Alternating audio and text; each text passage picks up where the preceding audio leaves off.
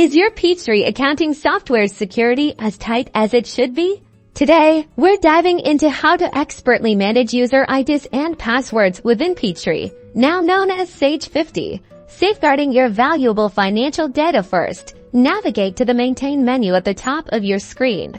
In the Maintain menu, select Users. This will open the User Maintenance window.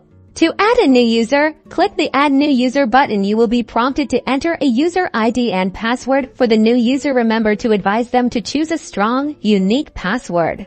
After entering user ID and password, you have the option to set different levels of access to specific modules or features within the company file. In the bottom half of the screen, select the roles and areas they will have access to.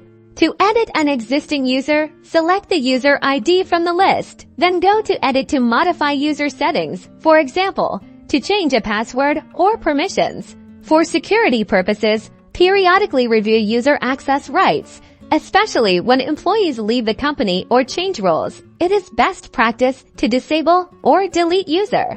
These simple steps help you to enforce strong user authentication, access control, and minimize the chances of unauthorized access to critical financial information. Like and subscribe for more Peachtree tips.